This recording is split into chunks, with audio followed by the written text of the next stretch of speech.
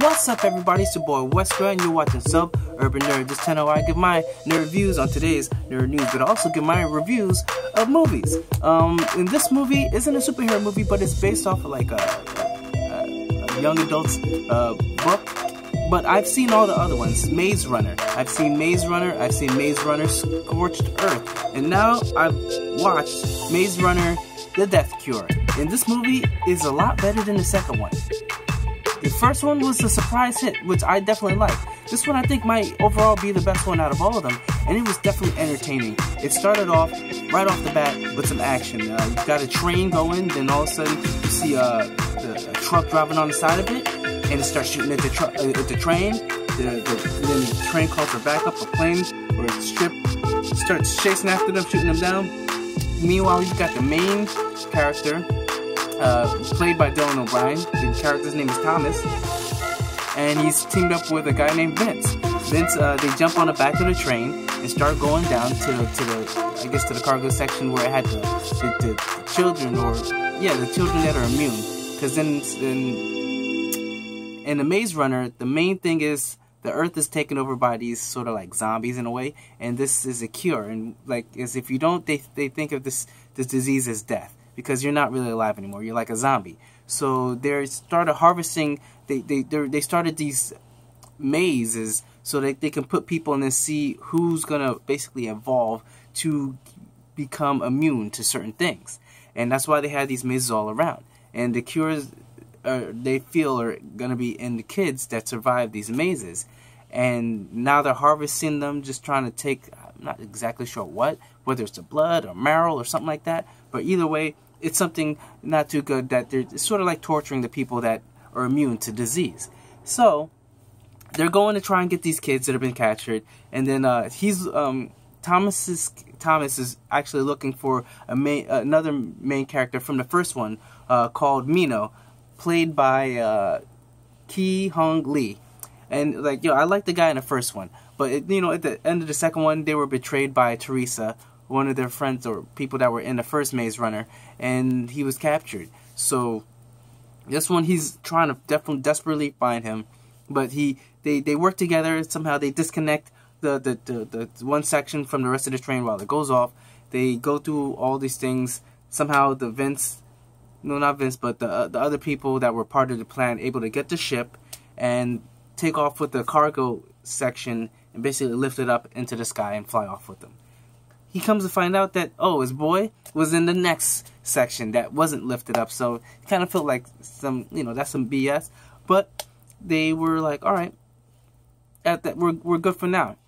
The guy, Vince, is like, we got to get the ship because these people are getting closer and closer to finding us.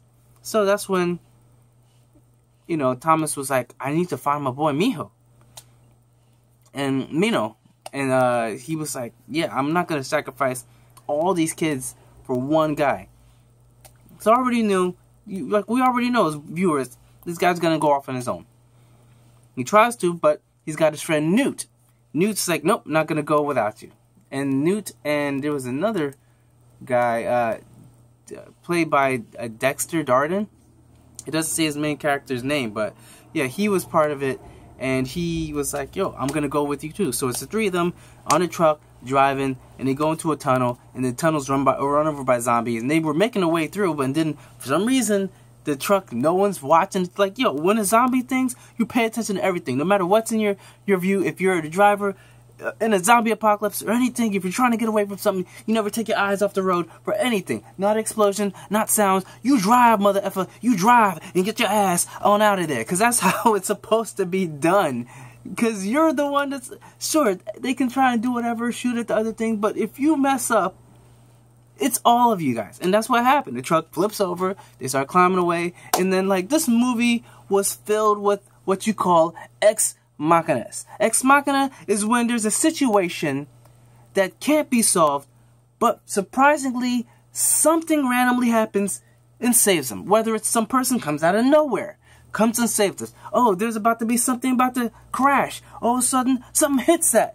out of nowhere to save the main characters. That's what Ex Machina is, and this movie was filled with it. Granted, I did like the movie a lot, but Ex Machina, like, I was calling them out at that point, at some point. I was literally like, okay, this is about to happen. This is about to happen. Someone's gonna jump out and save them, because this, like, you know what I'm saying? Like, you never felt a threat of danger for them, but at the same time, there was threat and danger for them. Because this movie definitely did things I didn't expect.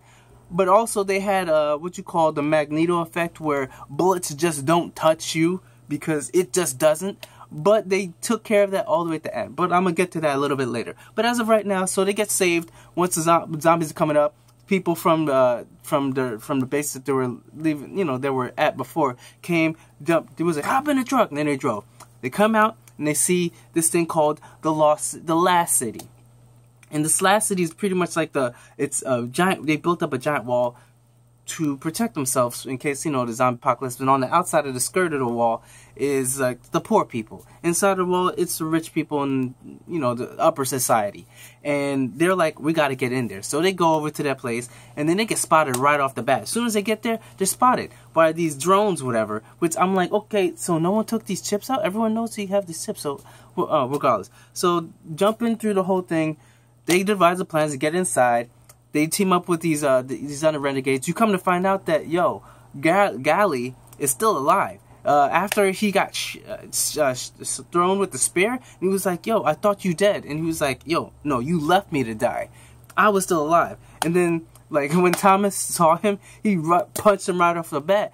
And then Newt was like, yo, just calm down. He was hopped up on venom from, like, a sting, which he was. He was acting kind of crazy, but, you know, now he's a good guy and he's working with them. And I definitely like seeing the guy, because I liked him in the first Maze Runner. He was definitely one of those things, and he looks badass. He used to be he was like the nerdy kid inside the Chronicles of Narnia when they brought him in the third one, or second or third one. I believe it's his third one, where he was a small, freckled, redhead kid. Yes, this dude, he's a lot bigger, and just like, yo, he was in the Meet the Millers as well. And yeah, he tells them he has a way to get him inside. So they go and get them inside.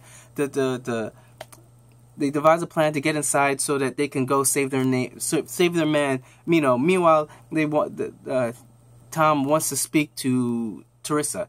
He goes in, they capture Teresa, they get her to take the chip out, then they use her to actually get inside the place, and it sort of works for the most part.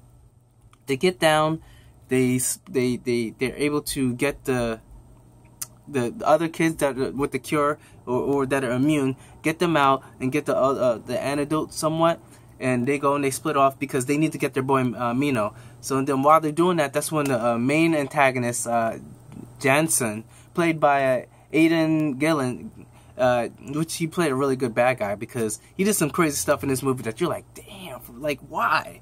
But regardless, so they go on to go and find their man, Mino, and while they're doing this, the guy figures out that, oh, they're dressed up in the suits trying to pretend to be one of his soldiers. And then that's when all craziness ensues. She pulls this lever so they can get away. They're going to shoot them, and she was like, yo, I need them alive. They go through this whole thing. They find their boy Mino. They get locked up in a room, and they're trying to cut their way through.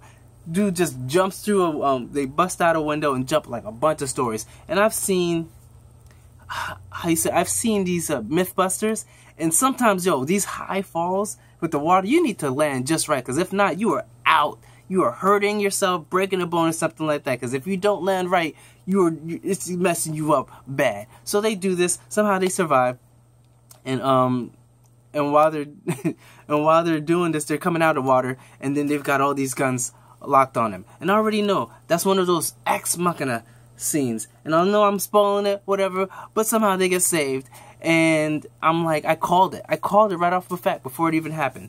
So, and then when they're going to make a break for it, that's when all craziness ensues. The girl gets stopped with the bus of the children that they saved, and I'm like, okay, something's not right. She's just standing in front of them. Someone's gonna come save them. I was expecting like a ship, but apparently that isn't what happened. So it wasn't a ship that saved them, but they did get saved, and we already knew that. We knew that was going to happen. So after that, it was very suspenseful though. Like the way it was going after the bus got saved and then almost crashed and whatever. That I give them to that. Definitely suspenseful. Then all of a sudden you've got them trying to go back in because Thomas is, you know, he it's just crazy. Like all the people that they teamed up with, somehow the guy does a suicide bomb at the door, opens it up. They start getting like riots to start ensuing the whole inside city, the street, and everything. And then that's when it comes to like a battlefield, and with 3 of them. Meanwhile, Newt, you find out in a movie that he's infected and he's gonna turn slowly. He's turning slowly, and then all this going, they're all of a sudden finally getting out there, and then that's when Newt starts changing. He gives a little pendant to Thomas, and then he starts changing, trying to kill him. And then the one thing they did great about this is like, yo, you could see the struggle with Newt. He was trying to fight it. He was trying to fight it so hard. He even tried to kill himself. And then that's when you're like, yo, it's just real. And then that's when you hear Teresa's voice like, yo, your blood, you're the cure. You're the reason why the girl is still alive. She shouldn't be alive. Brenda is alive because you gave her some of your blood. So you're the cure. And then she was like, yo, if you want to save everyone, just come back. It doesn't need to be like this. And he does. And then that's when he meets up with one of the other main antagonists, Ava Page. And he was like, is it true? He's holding the gun to her. She's like, yes. Then she goes up to him. Bam! All of a sudden, that shot. And I'm like, oh. I was like, I bet you it's the guy. I bet you it's the guy. So only this guy seems a little crazy. Yep, it's the guy. And then the rest of the story is kind of weird.